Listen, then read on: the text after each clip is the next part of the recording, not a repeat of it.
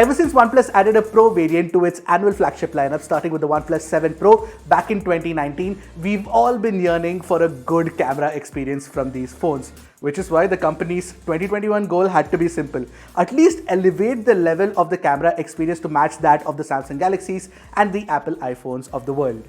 Now, there were two ways for OnePlus to achieve this. Firstly, they could have hired talented smartphone camera engineers like Google, Huawei and Nokia did.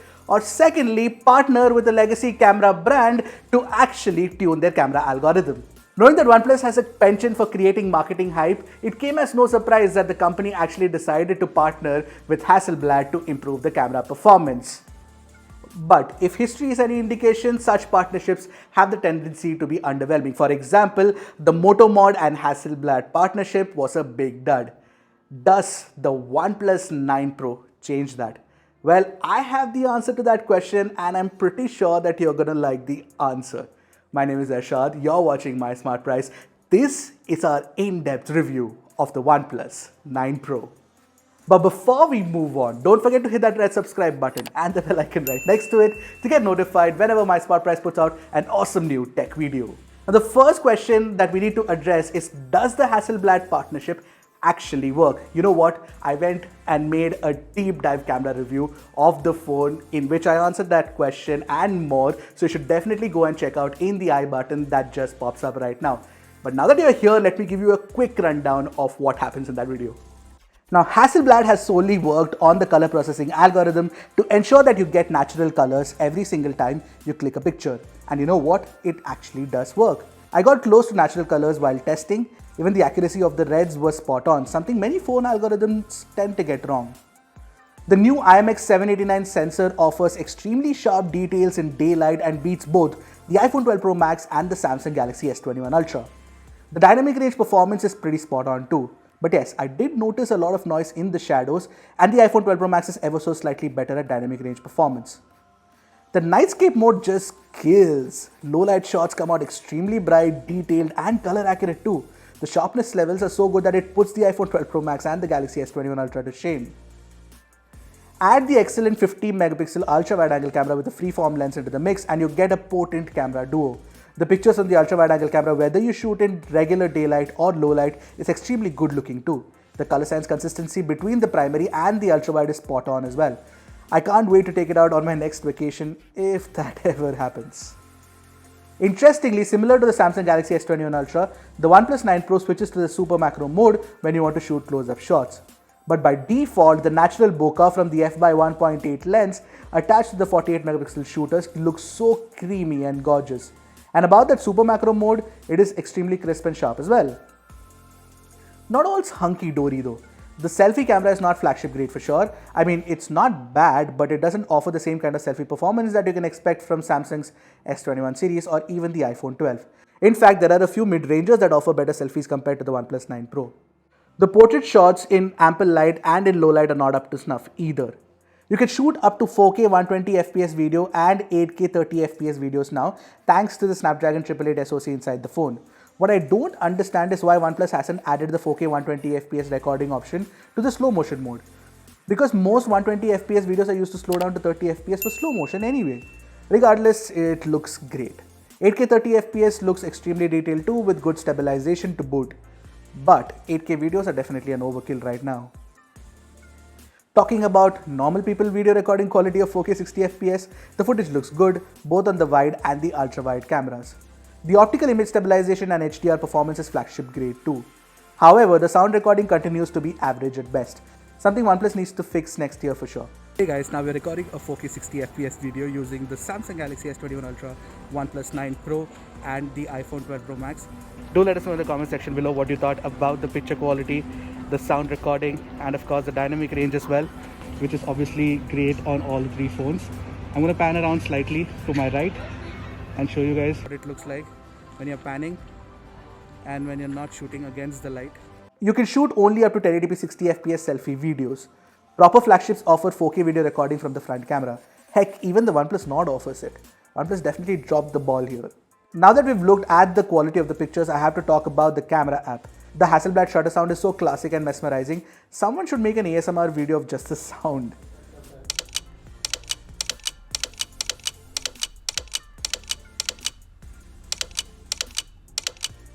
While the sound is great, the new red shutter button always confused me into thinking that I was actually shooting a video instead of capturing a picture. Furthermore, the Pro mode has been relabeled to Hasselblad Pro mode now. You can shoot 12-bit RAW and it offers control over ISO, exposure, shutter speed, manual focus with focus peaking and more.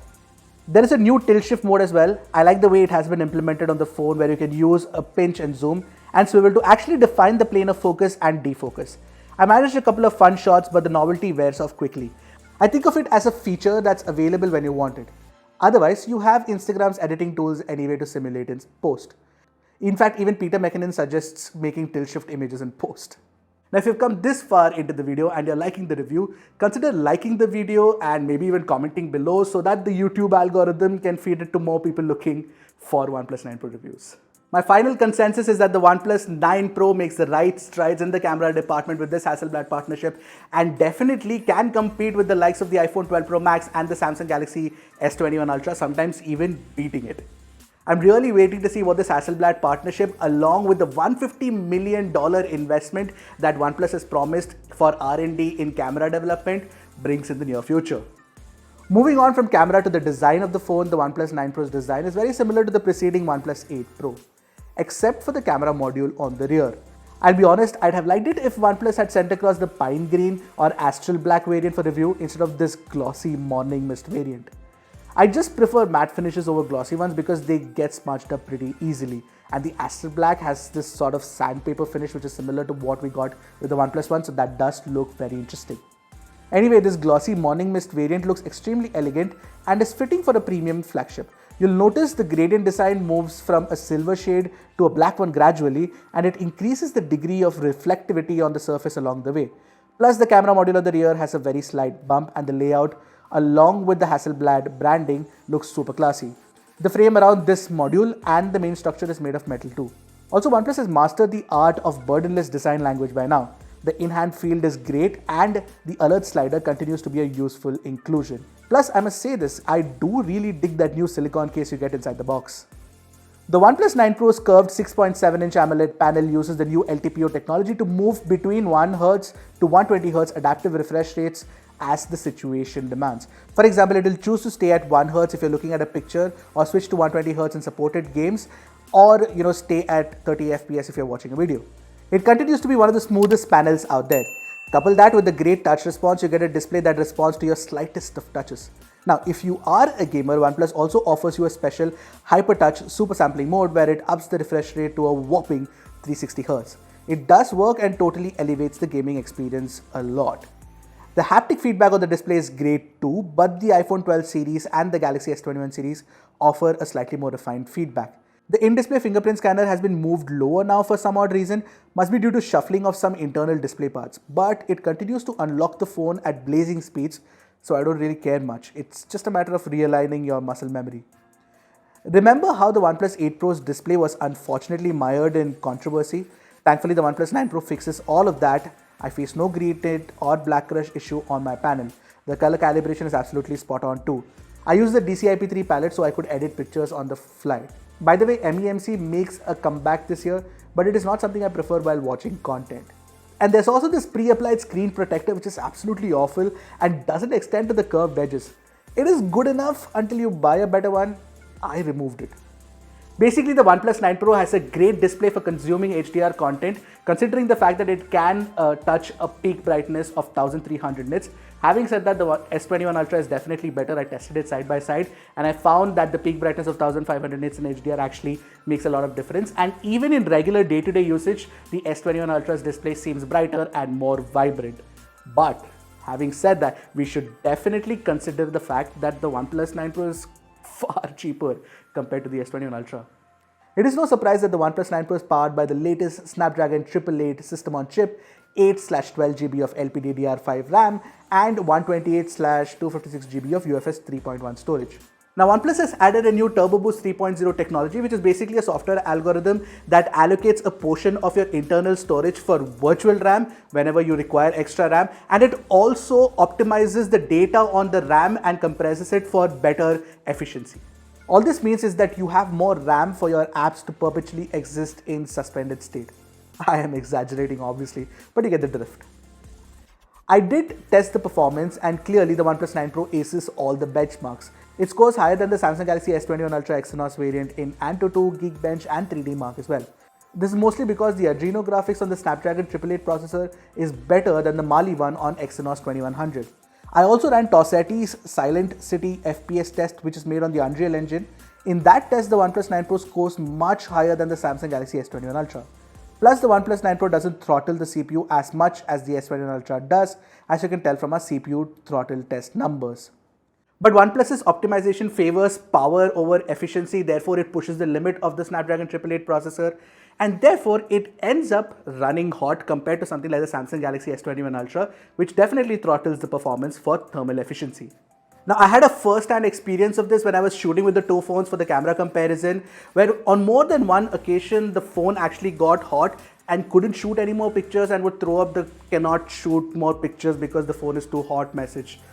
And that was quite unfortunate, of course. The audio performance of the OnePlus 9 Pro is good enough. The stereo speakers sound loud and full, and you get standard Dolby Atmos support as well, which honestly doesn't mean much. Now, the audio through the USB Type-C port in wired connection and of course wirelessly also sounds good, but you don't get a headphone jack and there is no Hi-Res certification. Now, if you are someone who is an audiophile, then I would suggest looking at the Asus ROG Phone 5 instead. The OnePlus 9 Pro runs on OxygenOS 11.2 based on Android 11. It is a clean, fuss-free software experience that has one of the best design languages among mobile operating systems out there. I love the fact that there are no ads and there are customization options aplenty. From changing the accent colors to the cool always-on display options, the OnePlus 9 Pro has it all. There's also a new contextual search option that works similar to Apple's Spotlight search. For example, you can type a selfie to directly open the front camera. Although I'm still miffed that you cannot bulk delete apps from the home screens or search on the widgets page. Also, oddly enough, I noticed a typo in the HyperTouch feature explanation, something that OnePlus is never known to make. Let's also not forget that Samsung's One UI has become pretty awesome now, including the fact that Samsung is committing to 3 years of software updates and 4 years of security updates for most of its phones. OnePlus's update cycle to Android 11 has definitely been slightly wonky, with the not receiving it only recently. The OnePlus 9 Pro's Snapdragon 888 SoC is very power hungry, and therefore it drains the 4500 mAh battery inside the phone really fast. I got around 4 hours and 30 minutes of screen on time on QHD Plus and 120Hz adaptive refresh rate setting, and that number improved ever so slightly on FHD Plus 120Hz setting to around 4 hours and 45 minutes. Now, that's not really the best battery life that you can get. It's good enough for a single day's worth of usage. I actually expected the LTPO display to enhance the battery life and actually give you better performance compared to the OnePlus 8 Pro, but that doesn't happen here. But to be entirely honest, I can easily live with this battery life performance, considering this is the fastest charging phone I've ever used. I actually managed to charge the OnePlus 9 Pro from 0 to 100 in 30 minutes flat using the in-box 65-watt Warp Charge 65T GAN charger. That's not it. You can also buy the Warp Charge 50 wireless charger separately for super fast wireless charging. While OnePlus claims that it can charge it in 43 minutes, I managed 1 hour and 2 minutes in my testing. Fast wireless charging alone is a huge selling point for me. Plus, in a day and age where brands are excluding the charger from the box, OnePlus is bundling the fastest one out there. Really commendable stuff. The OnePlus 9 Pro supports 5G and Wi-Fi 6. Both these protocols don't mean much in India because 5G is still a while away and Wi-Fi 6 routers are still not very popular. By the way, the OnePlus 9 Pro supports only 2 bands, the N41 and N78 bands in India. So for all practical purposes, what you need to know is how is the 4G performance. Well, it was great on Airtel's 4G network in Gurgaon with support for carrier aggregation. The call quality was great with absolutely no call drops either. With the OnePlus 9 Pro, OnePlus has really delivered on the promise of giving you a better camera experience. I think that the Hasselblad partnership was a masterstroke and it is actually working in their favor. So this puts it squarely in competition with the Samsung Galaxy S21 Ultra. Let's quickly compare.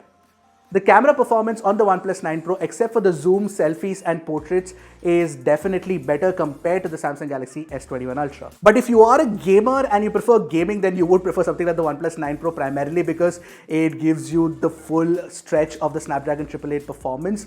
But the Samsung Galaxy S21 Ultra with Exynos 2100 runs cooler. Now, design is definitely subjective and both have their very unique, classy design IDs. Having said that, the display on the Samsung Galaxy S21 Ultra is slightly better than the one on the OnePlus 9 Pro. Now, when it comes to software, One UI running on S21 Ultra would be my pick because and only because of the fact that you do get assured software upgrades in the future, which OnePlus seems to be lacking in that department of late. Having said that, the UI design is definitely better on the Oxygen OS. Now when you talk about battery life performance, I had far better battery life on the S21 Ultra compared to the OnePlus 9 Pro, but when it comes to charging performance, the OnePlus 9 Pro has the S21 Ultra beat. Now when you're considering all of this, that's great, but what you need to understand is that the OnePlus 9 Pro is far more affordable compared to the S21 Ultra. Now you must have that question in your mind that why am I comparing the OnePlus 9 Pro to the S21 Ultra instead of the S21 and the S21 Plus? Because I firmly believe that the OnePlus 9 Pro is a way better option compared to those phones. In fact, I would go so far as to say that despite all the problems, the OnePlus 9 Pro is my favorite Android flagship of 2021.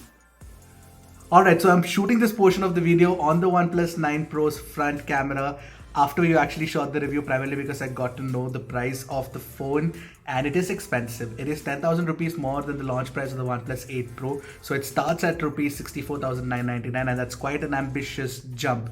Now the reason for this is because, of course, there is money that has to be put into camera R&D, and of course the Hasselblad partnership will not come cheap.